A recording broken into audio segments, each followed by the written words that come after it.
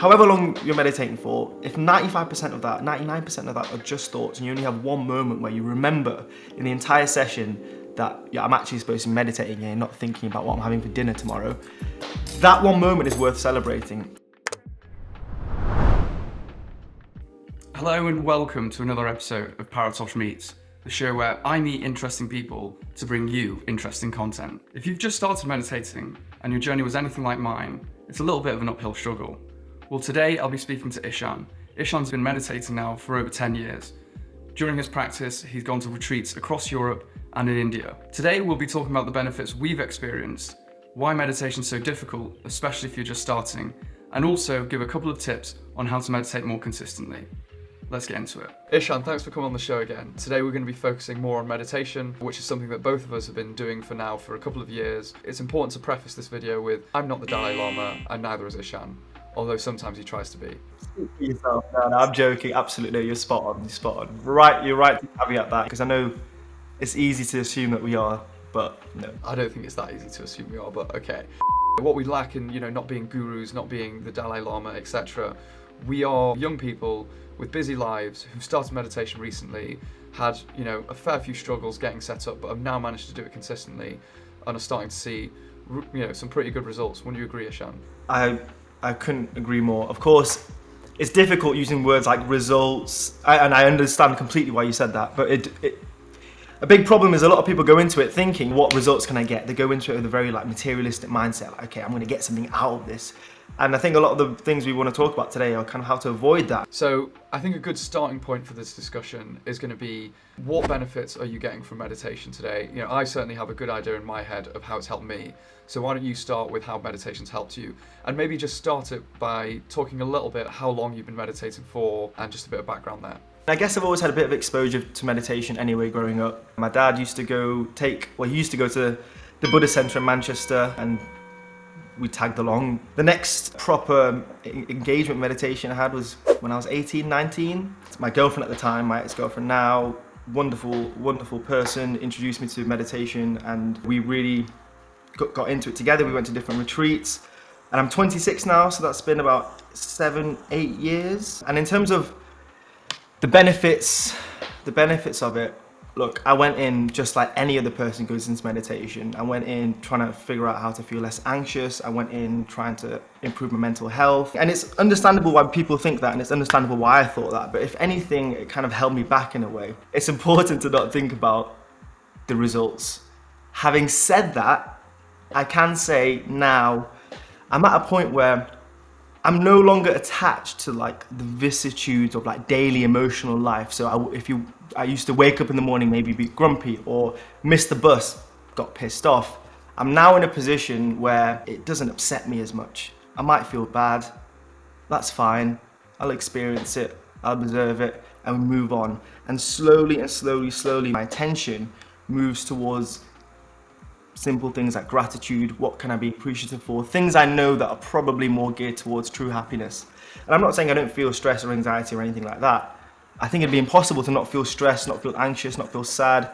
That's the human condition. Meditation has allowed me to realize, oh, you're doing that thing again, that habit, that emotional tendency, that behavioral pattern that you have to feel bad in certain situations, in certain moments. I think that was well put, and I'd say the benefits have been pretty similar. I think if I was to whittle it down, I'd say that it's this. When my younger sister, who's about 20, comes to me and she's telling me about what she did that day, rather than typing away on my emails or scrolling around on my phone, or even just thinking about, what am I doing with my friends next weekend, or could I have done slightly different things when I was speaking to this person? What does this person think of me? Rather than having this sort of noise, I can sit down, look at her, and for a few minutes give her my undivided attention. And to be honest, that's what meditation is about for me. I think it makes the moments that matter stick in your head a lot better, and it removes the noise. But what it is just for brief periods, but periods that matter, I'm fully focused and I'm fully there, I'm fully present. And I've noticed the difference in myself. I think my family have noticed the difference in me. I think there's a second component to that as well, the theory that sits behind meditation. So for instance, I thought to myself, if I continue seeing my parents at the rate that I was seeing them a couple of years ago, once every 3 months, every 4 months, then between now and when they die, At best, I might see them another 100 times. And that really stuck out to me. If I only have 100 times left to see my parents, it means two things. One, I need to see them a lot more. And two, when I'm with them, I can almost count down in my head. I have another 99 times to see my mum. And it really brings into focus the time that you spend with your parents, or that you spend with your loved ones, or spend with your friends. It's just making the moments that matter crystal clear in your mind. We've talked about how we've benefited from meditation, but it's been a journey and it's not been an easy one. I think what would be really useful is if we talk through some tips for meditating consistently, because if people are anything like you or me, young people with busy lives, what holds people back when people are meditating? First thing, get rid of expectations. A lot of people go into meditation expecting it to be a certain way, expecting it to make you feel a certain way. Get rid of all of that. Tim Ferriss sums it up really well, which definitely helped me when I was starting. He might meditate for 10 minutes, and in that 10 minutes, he'll have 3 seconds where he could say that he had real meditation experience. Most of the rest of the time, it's just thinking. If you're just starting out, I think it's really discouraging when you've been doing it for like 3 minutes, and most of that 3 minutes has been thoughts. And then when you start thinking, oh, well, that was a thought, and you start thinking about the thought, and you're just in this spiral, it's very discouraging. It makes you feel, I can't meditate. Maybe meditation's not for me. What's the point in all of this anyway? And it's ultimately just damaging to your practice. So going in with the lowest bar possible. If I get 1 second where my brain's not swarming with thoughts, that'll be a success. But the benefits of doing it consistently come much sooner than the ability to not think anything for an hour. I've never had that. I didn't even know that's possible because I've only heard it from gurus wearing robes with long beards in India who live a life completely detached from mine, who I can't really see myself in. Yeah, I think it's really interesting. I mean, yeah, it's funny, isn't it, when like people think that meditation is about not thinking. It's really not about that. Like you said, it would be impossible. The way I like to think about it is telling yourself that I'm not allowed to have thoughts is kind of like telling the ocean it's not allowed to have waves. It's impossible. That's not how it works. The real joy of meditation is in that moment where you've gotten distracted, your mind has gone off on one, all of a sudden you're thinking about your sisters, friends, brothers, dads, husbands, wives, cat, and after you get to that, you're like, how have I got to this? And that moment of, how have I got to this? Come back to the breath. That is the true special moment of meditation. However long you're meditating for, if 95% of that, 99% of that are just thoughts, and you only have one moment where you remember in the entire session that I'm actually supposed to be meditating here and not thinking about what I'm having for dinner tomorrow, that one moment is worth celebrating. And with time, that moment will happen more frequently.